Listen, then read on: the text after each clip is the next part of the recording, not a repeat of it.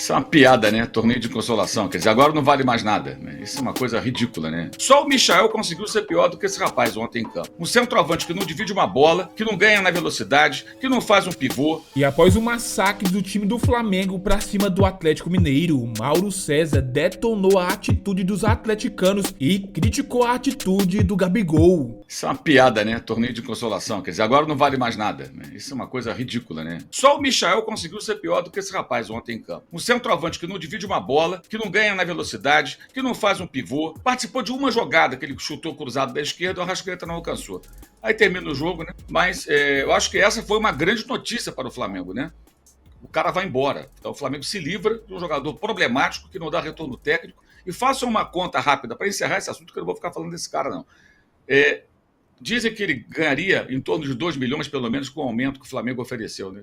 Então você faz uma conta com o 13º, dá o quê? Por ano, né? 13 meses, 26 milhões, 4 anos de contrato, isso é mais de 100 milhões se não tiver luvas e tudo que geralmente tem. Quem faria um investimento de 16, 17, 18 milhões de euros ou mais nesse Gabriel Barbosa atual?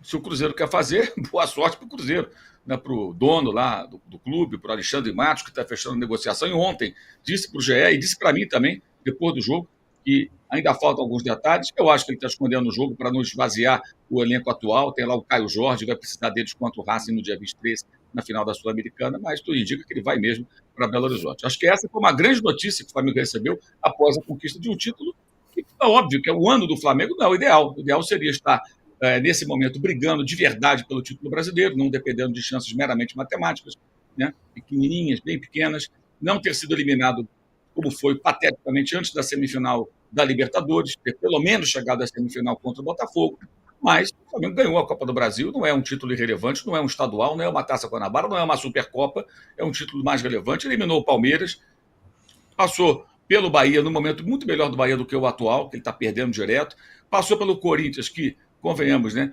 Apesar do elenco, não é um time tão forte. Agora reagiu, tem 4 vitórias, está aí escapando do rebaixamento, né? O que é o mínimo que esse elenco tem que fazer. Mas jogando com um jogador a menos durante muito tempo, desde os 27 minutos da partida, né? E venceu o Atlético de forma categórica, que é um finalista da Libertadores, né? Nos 2 jogos. Ontem, o Everson, que foi muito mal no Rio, um goleiro bem constante, ele fez uma partida exuberante e pediu uma goleada. O Flamengo perdeu um caminhão de gols, né? E isso jogando sem Vinha, sem De La Cruz, sem Luiz Araújo, que ficou no banco ontem, mas não tinha condições de jogar, evidentemente, ficou ali fazendo número praticamente, sem o Pedro, o melhor jogador da temporada, e sem o Everton Cebolinha, todos em ótima fase.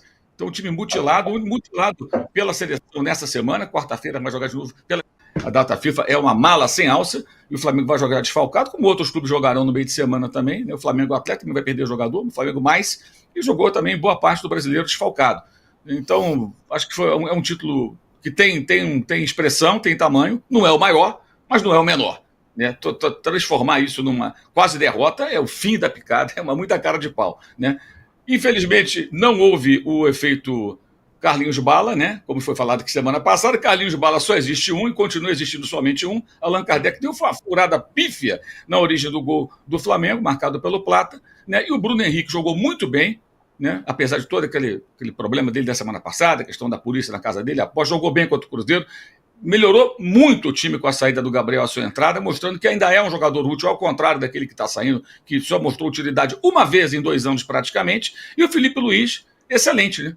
Muita coragem para colocar 3 zagueiros no momento, assim, ele está se revelando um técnico que entende o que está acontecendo no jogo e toma decisões em função dos momentos da partida, do cenário daquele jogo naquele momento.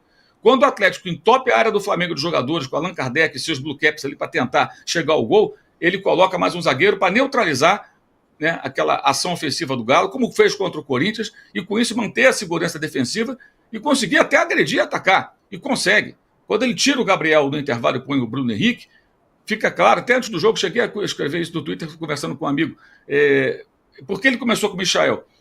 Tudo indica que ele pensou, Bruno Henrique é opção para Michael e para Gabriel, para o centroavante e para o ponto.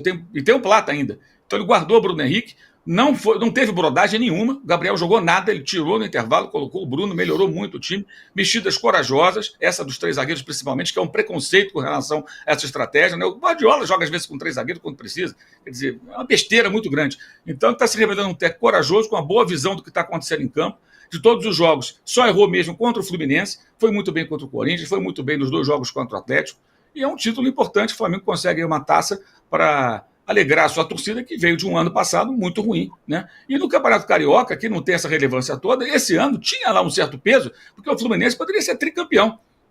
Era importante ganhar, e ganhou bem. É um título menor? É um título menor, mas cumpriu ali a sua obrigação, digamos assim, né? E ganha a Copa do Brasil. Agora tem que continuar remando, esse é o desafio do Felipe Luiz. Fazer essa turma jogar a vera até a última rodada e fazer o seu melhor dentro do campeonato. Ao contrário do que aconteceu em 2022, quando ganhou o Libertadores e ganhou a Copa do Brasil, e teve gente entrando de férias, né?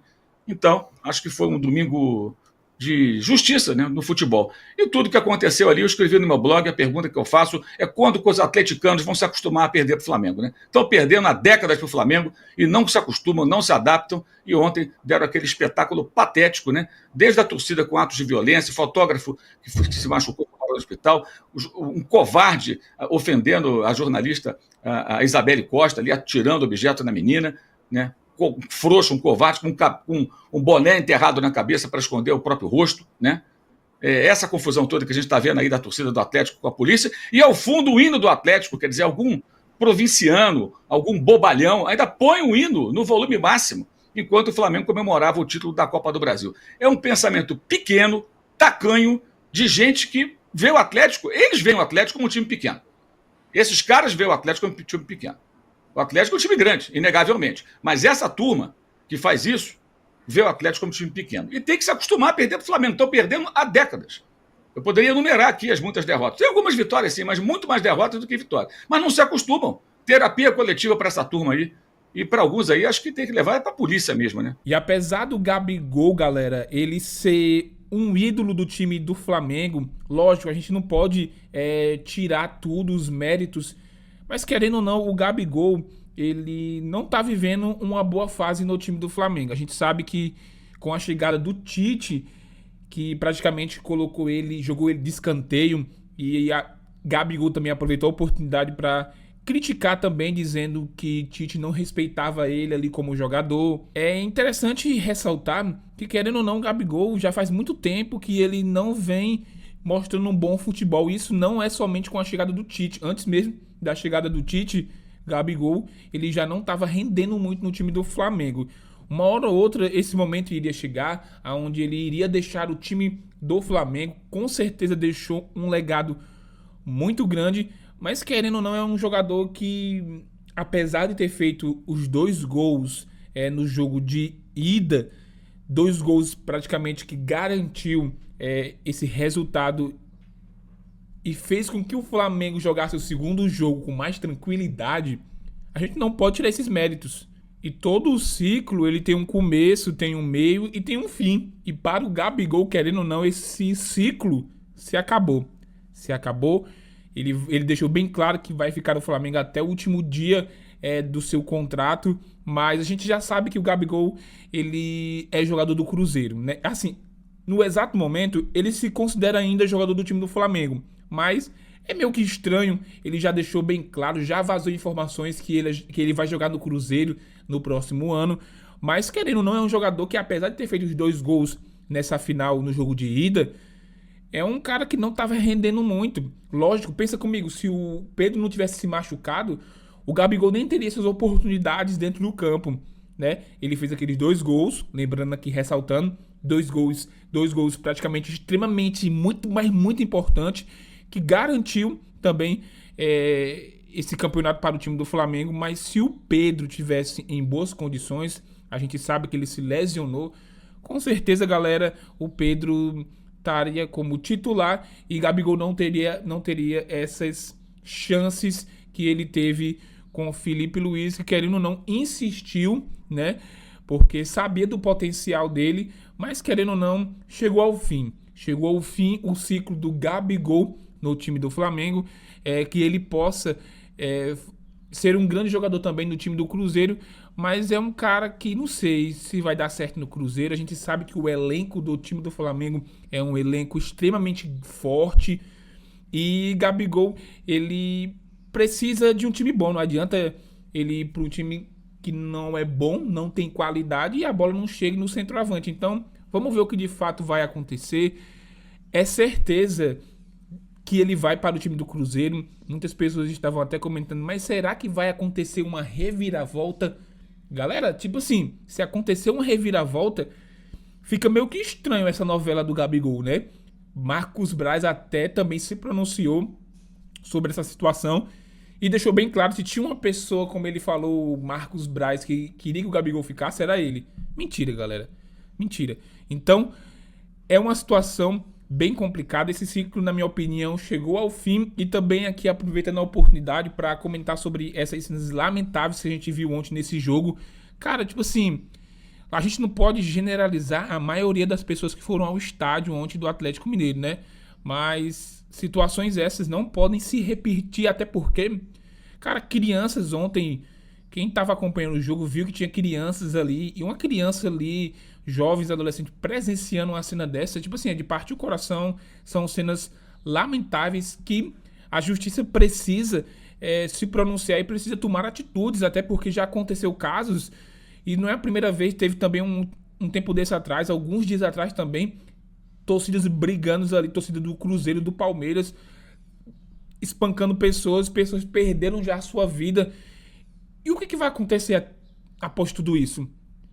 Há uma investigação, mas muitas das vezes os processos são arquivados e a justiça não toma atitude. Os trâmites aqui na justiça brasileira são trâmites que não vão para frente, e por não ter punição, muitas das vezes esses fatos vão se repetindo, e como não tem punição, a pessoa que vai ao estádio, muitas das vezes, ele se acha no direito de poder se revoltar, quebrar e fazer o que ele quer. Por quê? Porque ele sabe que não vai ter punição, então ele prefere fazer, que para ele não vai dar nada, e é uma situação bem complicada. Comenta aqui embaixo na sua opinião, o que você achou dessa atitude e o que você acha também do Gabigol no Cruzeiro. Será que vai dar certo essa situação, né? Será que Gabigol vai conseguir render um bom futebol ali no time do Cruzeiro? A gente sabe que no Flamengo ele já não dava, né? Vamos ser bem sinceros, ele é um ídolo, ele é o cara, assim, é um dos grandes nomes na história do time do Flamengo. A gente não pode negar isso, apesar dele não estar mostrando um bom futebol nesses últimos meses, nesses últimos anos. A gente não pode menosprezar o que ele fez no time do Flamengo, mas também não podemos se apegar também ao que ele fez.